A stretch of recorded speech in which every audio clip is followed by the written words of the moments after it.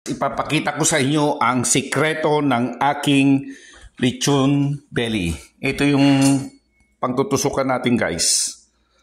Designed by Tolits. Look, ganyan lang kasimple, guys. Dalawa lang. All you need is ginisa mix. Ito lang, itong herbs na to, bawang, rosemary. That's it.